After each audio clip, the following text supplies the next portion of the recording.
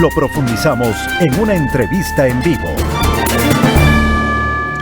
Las 8:22. Damos la bienvenida al licenciado Jorge Ortiz, periodista de larga trayectoria en el Ecuador. Fue el presentador de Teleamazonas por varios años. Durante el gobierno de Rafael Correa, por presiones políticas, dejó este cargo. Le saludamos, licenciado Ortiz. 20 binomios presidenciales se han presentado. Hay una serie de anuncios, sin embargo, de alianzas, y sobre todo está el tema del reglamento para la democracia interna, que da un plazo de 10 días para la aceptación de estas candidaturas. El señor Lasso lo ha hecho ya y hay expectativa en cuanto a lo que suceda con la candidatura vicepresidencial de Rafael Correa. Le damos la bienvenida y quisiéramos conocer su visión sobre este panorama electoral que se presenta en Ecuador. Muchas gracias por la invitación, siempre es un gusto estar con ustedes. A ver, creo que este panorama es por ahora provisional. Estos 20 binomios ciertamente no serán los que terminen en la lid electoral, el número se contraerá, algunas de las candidaturas no serán inscritas por el Tribunal Electoral, otras pues creo yo que convergerán en algún tipo de acuerdo, de entendimiento, de consenso, porque me permito creer que hubo un momento, al tenor de lo que dicen las encuestas, que parecía que los dos candidatos o las dos candidaturas que se perfilaban como probables ganadoras de la primera vuelta y por lo tanto con derecho a pasar a la segunda vuelta, eran dos candidatos de la izquierda más turbulenta. Por un lado el indigenismo radical y por otro lado el correísmo. Y eso hizo que las fuerzas democráticas reaccionaran. Sabían que le estaban metiendo al país con esa dispersión de las fuerzas centristas, moderadas, le estaban metiendo en la boca del lobo, en un futuro pero sumamente peligroso, de caos asegurado, entre dos candidaturas que representan posiciones políticas radicales.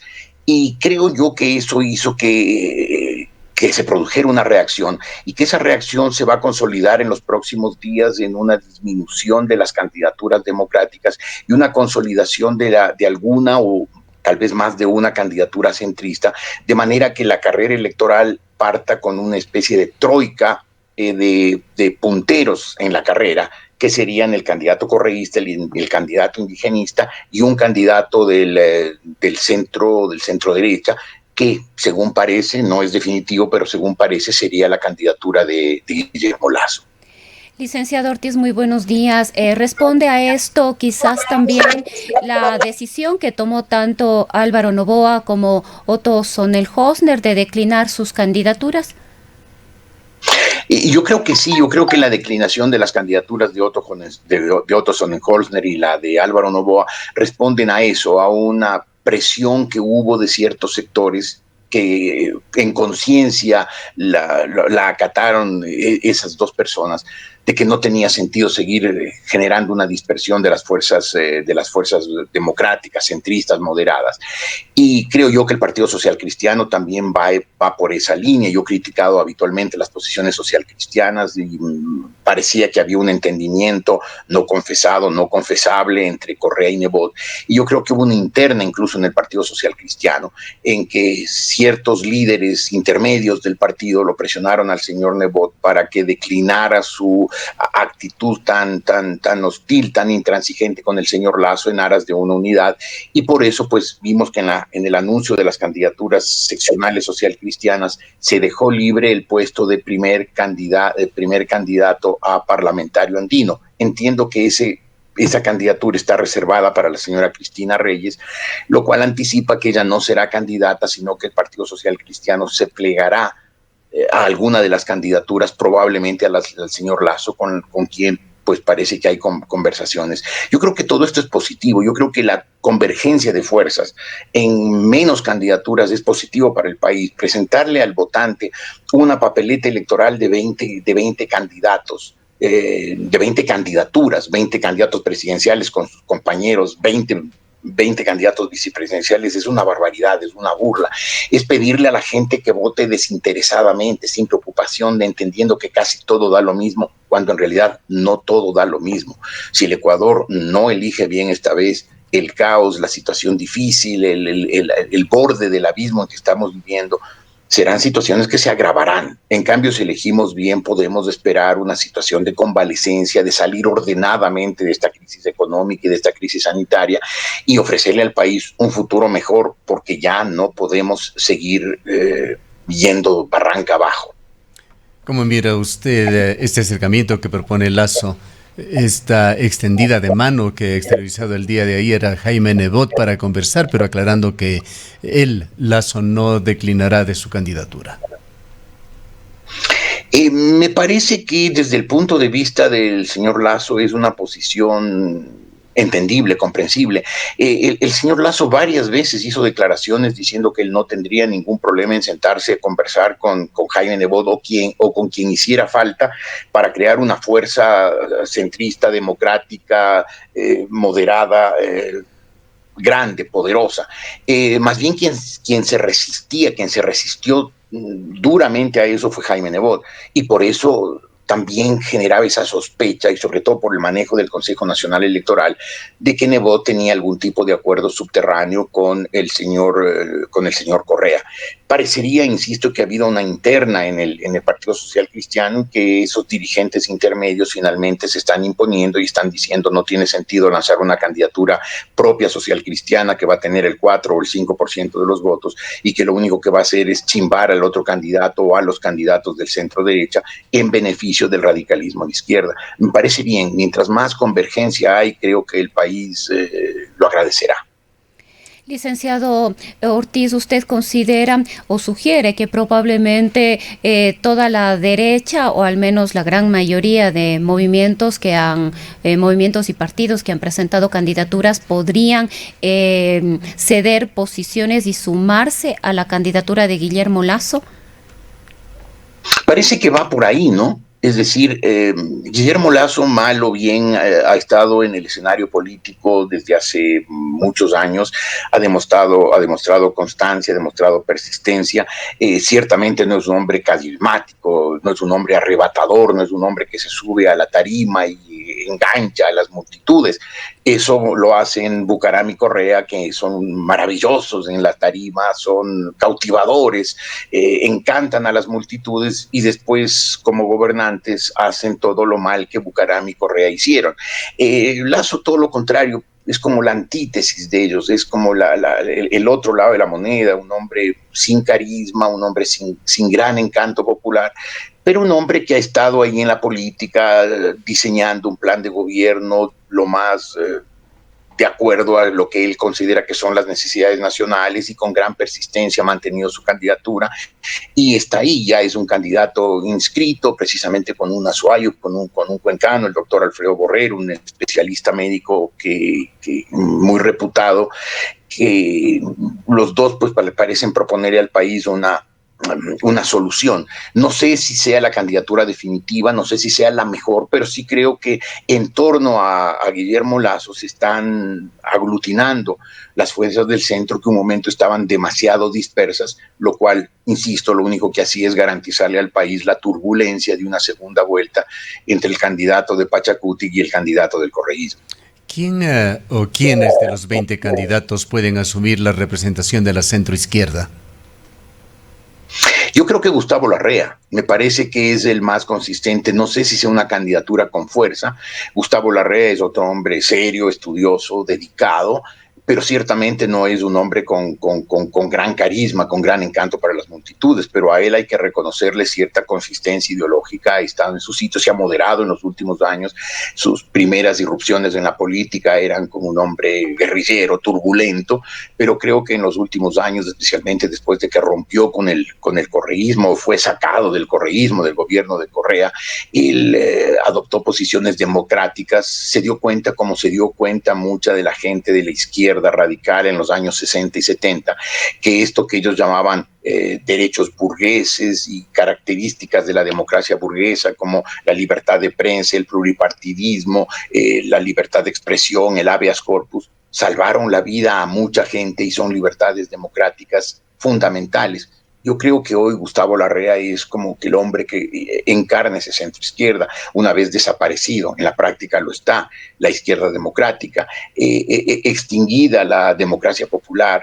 Me parece pues que democracia sí como que está tratando de ocupar ese espacio, y creo que Gustavo Larrea es un hombre con aptitudes para hacerlo. Sin embargo, insisto, creo yo que si es que las cosas se dan como parece que se darán, en la línea de partida de la carrera electoral partirán en primer lugar las tres candidaturas, la correísta, la indigenista y la de probablemente el señor Lasso, con un elemento disruptivo que puede alterar todo el panorama electoral o puede terminar siendo también una candidatura insignificante, pero tiene capacidad de ser un elemento disruptivo, que es el señor Fabricio Correa. Es un hombre también carismático, bueno para los golpes de efecto político, que si es que encuentra su nicho electoral puede romper esta troika que yo veo como la más probable que sea la que dispute el paso a la segunda vuelta.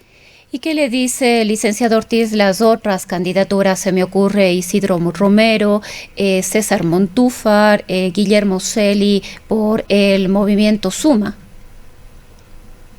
Bueno, tengo muy buena opinión en lo personal de César Montúfar. Me parece un hombre muy serio, un académico, un estudioso. Sin embargo, no le veo absolutamente ninguna posibilidad, y me parecería que sería una pena que él persista en esa candidatura, que si no ocurre algún milagro no sería sino otra de las candidaturas chimbadoras que están ahí. Sería una pena porque Montúfar merece algo más, ha hecho méritos para tener una presencia destacada en la política, y no sería bueno que ese sea su rol. La de Isidro Romero, la de Guillermo Celi y otras candidaturas similares, incluso la de Lucio Gutiérrez, creo que son candidaturas, al menos en principio, sin ninguna opción electoral, que tendrán décimas de punto porcentuales en la votación, que lo único que harán es convulsionar, distorsionar el panorama electoral y quitarle a la gente la posibilidad de elegir entre opciones fuertes.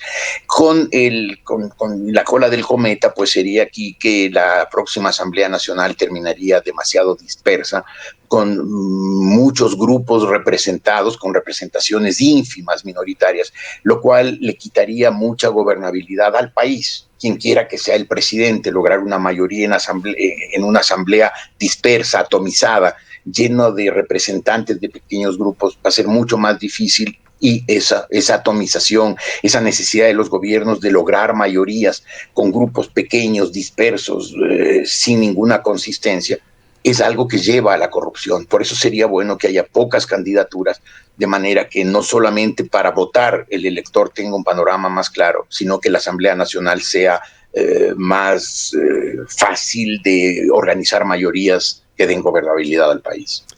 Vayamos con Rafael Correa y sus demonios. Su condición de reo con sentencia aún no firme, pero con órdenes de prisión. Él y sus coidearios persiguen con tosudez su candidatura a vicepresidente de la República, sabiendo que tienen obstáculos insuperables, salvo que varias cosas muy extrañas sucedan en el interín. Bueno, yo creo que Correa es un hombre que, como decía hace un instante, equiparándolo con Bucaram, porque los veo muy parecidos, son hombres que saben ocupar el escenario, son hombres magníficos en la tarima, muy malos para gobernar, muy deshonestos para gobernar, pero magníficos en la tarima.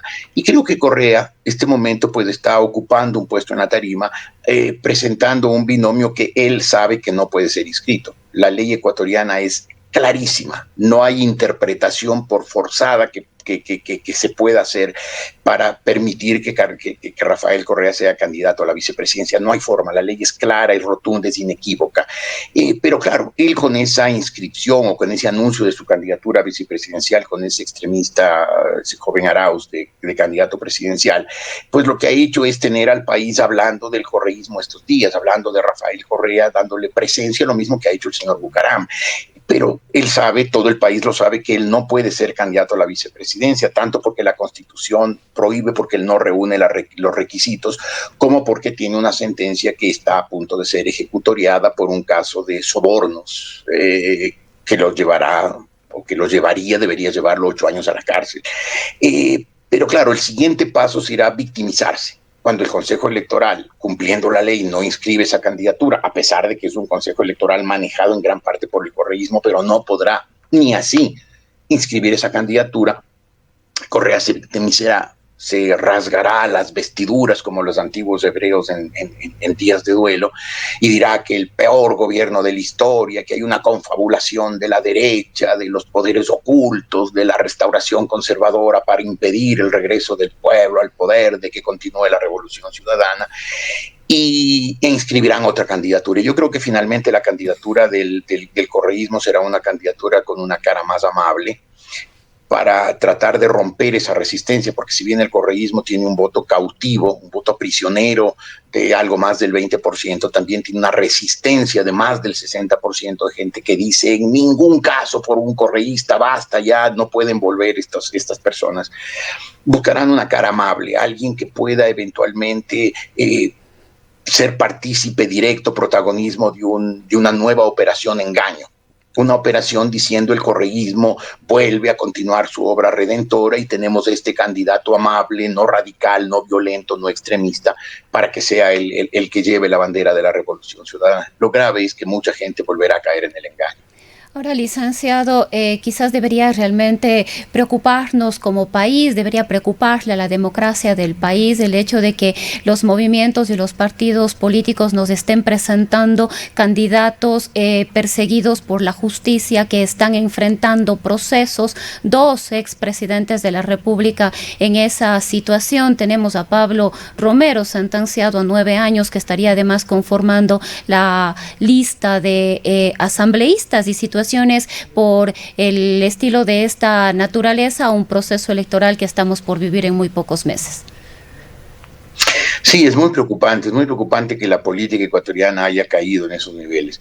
Yo creo que de alguna manera en su momento el país no supo diferenciar los buenos políticos de los malos políticos y cometimos todos, los periodistas en primera línea, cometimos el error de hablar de la política y de los políticos como que fueran todos lo mismo, cuando ciertamente no es así. En el Ecuador, como en todas partes, hay políticos muy corrompidos, muy mentirosos, muy deshonestos, muy ignorantes, pero también hay, quizás sean pocos, pero hay políticos serios, estudiosos, reflexivos, que se han metido en la política pensando en el servicio público, en hacer bien al país. Lamentablemente, con esta campaña que duró muchos años, que la hicimos todos los ecuatorianos, quizás inconscientemente, convencimos a la gran mayoría de la gente que todos los políticos son iguales, codiciosos, ladrones, deshonestos, que todos significan lo mismo, lo cual permitió que la gente se ponga en contra de la política y venere la antipolítica. Y cuando hay un candidato, como hizo Correa en el 2006, que se presenta como la antipolítica, como el hombre que no viene con las taras de los viejos políticos, le creamos. Y él termine siendo lo que fue, la quintesencia del mal político, deshonesto, mentiroso, corrompido. Yo creo que en el Ecuador hay gente decente que está buscando participar en el servicio público por hacerle bien al país, por dejarles un mejor país a sus hijos y a sus nietos.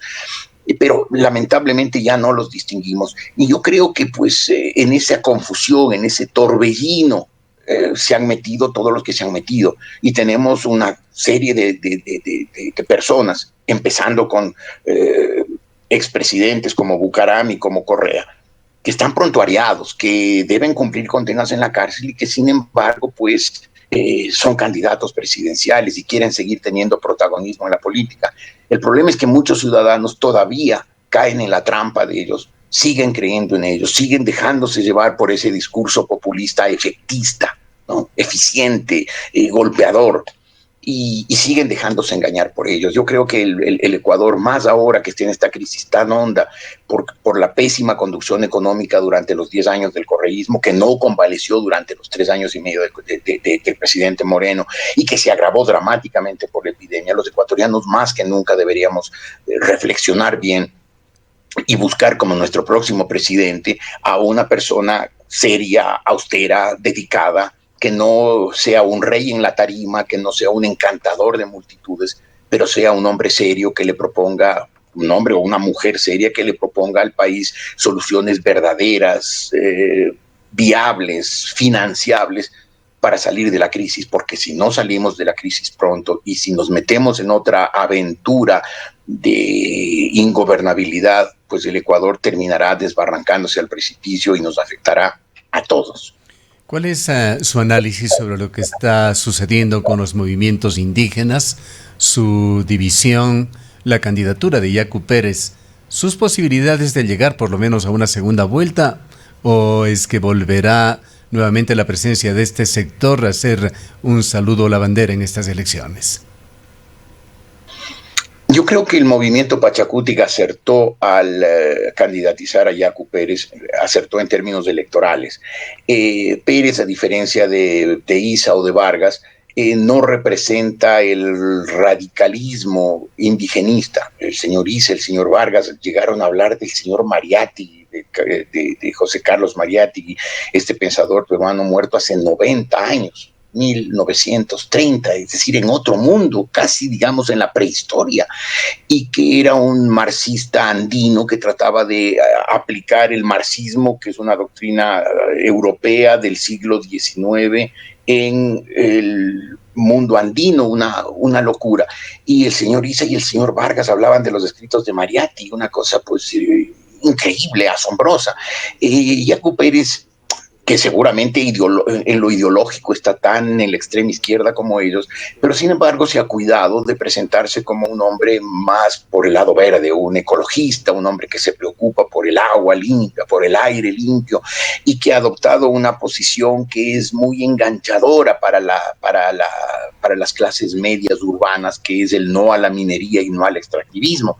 Con ese mensaje él logró la prefectura de la SUAY, y con ese mensaje él puede ser un candidato presidencial viable, más aún si a su candidatura se le unen, como podría ocurrir, algunas fuerzas un poco más moderadas, más ecológicas, más urbanas, que le quiten ese carácter exclusivamente indigenista a su candidatura. Y yo veo que la candidatura del movimiento Pachacutic, la candidatura de Yacu Pérez, es una candidatura con posibilidades, con viabilidad, no es una candidatura que puede ser descartada a priori, y creo que si la sumamos a la candidatura correísta, son dos candidaturas de izquierda dura, la una populista, la otra más ideológica y turbulenta, pero son dos candidaturas que tienen opciones de llegar a la segunda vuelta si las fuerzas del centro democrático no se consolidan y no presentan un frente unido que le den opciones al país.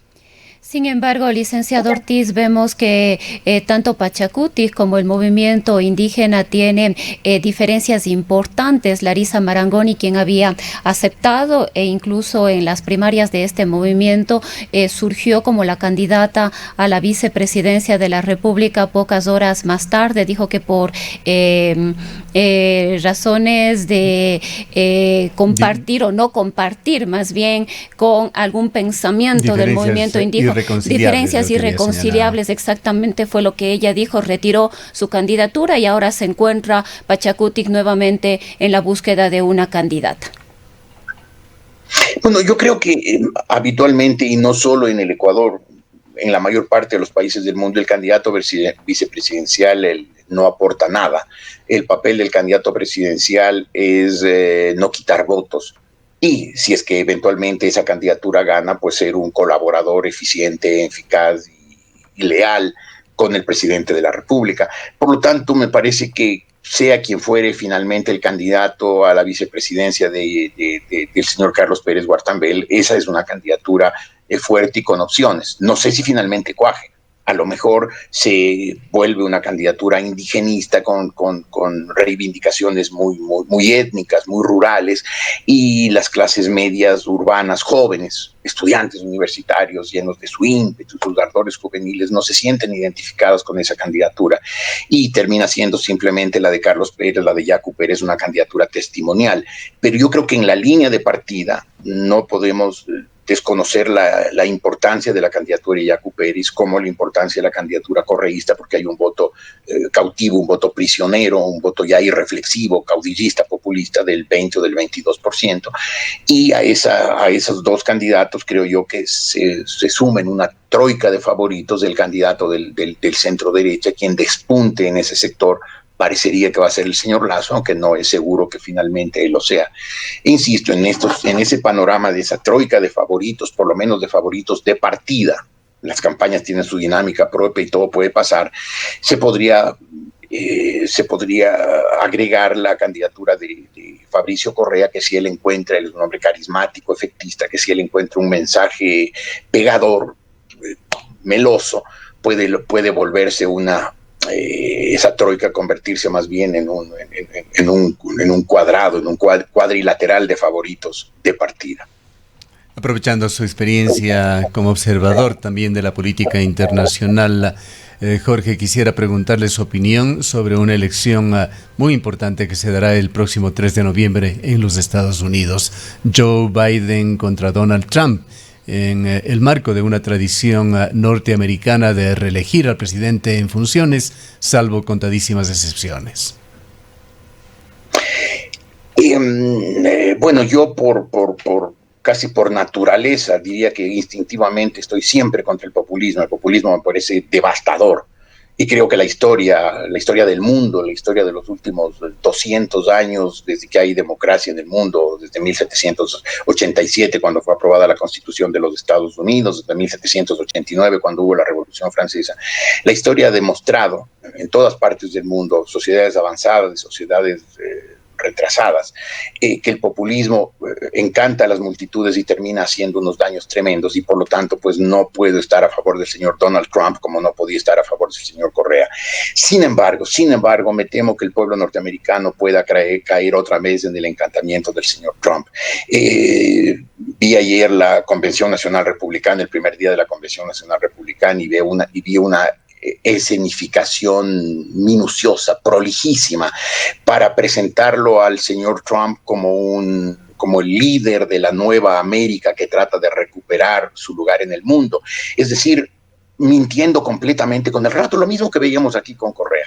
Trump se presentó ayer como el paladín de la lucha contra la pandemia, cuando su país, que tiene el 5% de la población mundial, tiene el 25% de los casos y los 25% de los muertos por el coronavirus. O sea, en ningún lugar del mundo el manejo de la epidemia fue tan malo como los Estados Unidos, y ningún gobernante del mundo lo hizo tan mal como lo hizo el presidente Trump. Y sin embargo, ayer se presentó como el hombre que va a sacar a los Estados Unidos de esta epidemia. Y ese relato ocurrirá en todos los ámbitos. El señor Joe Biden para mí es un claro ejemplo de la política democrática norteamericana. Es un hombre no carismático, no de tarima, no es un hombre de fanfarria, de fuegos artificiales, es un hombre de planteamientos serios, austeros, que tiene una trayectoria política clara, con equivocaciones, con aciertos y errores como todos los seres humanos, pero me parece que es una propuesta muy sensata del Partido Demócrata como para darle a los Estados Unidos una salida a la doble crisis, a la crisis de la epidemia y a la crisis del populismo del señor Trump. En ese sentido, pues creo que buena parte del pueblo norteamericano reflexivo está con Biden. Este momento tiene una ventaja clara en las encuestas, aproximadamente 52-42, 10 puntos, con una pequeña margen de indecisos. Pero claro, Trump es mucho más efectista. Como todo populista, es bueno en la tarima, es bueno en el escenario, miente sin descaro, le dice a la gente lo que quiere oír, no lo que debe oír, y por lo tanto creo que tiene una capacidad grande de recuperación. Me da miedo que que los Estados Unidos cometan un error que afectaría al mundo entero, de reelegir al señor Trump y no dar por terminada una era oscura en que ningún país sufrió tanto como los Estados Unidos, no solo por la pandemia. El señor Trump ha sido devastador para su país, no solo por la pandemia, sino también porque rompió toda la red de alianzas occidentales, una red minuciosamente tejida a lo largo de años por los diferentes gobiernos norteamericanos para que la democracia liberal, que es lo que le ha dado al mundo los niveles de prosperidad más altos de su historia, se mantenga vigente. Él ha desencargado de destruir con estas tonterías de America First y de este nacionalismo a ultranza, ha destruido esas alianzas occidentales, ha destruido al occidente, ha afectado las democracias liberales y ha permitido el surgimiento, el resurgimiento de fuerzas antidemocráticas como son la Rusia del presidente Vladimir Putin, o el ascenso al poder de un hombre que no va a ser un gobernante transitorio de China, sino quiere ser un dictador perpetuo como el señor Xi Jinping. Y en ese sentido, pues me parece que todavía, pese a sus 10 puntos de rezago en las encuestas, el señor Trump tiene la primera posibilidad o sea, es el candidato favorito para ser reelegido, para mal de los Estados Unidos y en definitiva para mal del mundo. Bien, queremos agradecerle mucho al licenciado Jorge Ortiz, ex presentador de Teleamazonas, un periodista con muy larga trayectoria en Ecuador.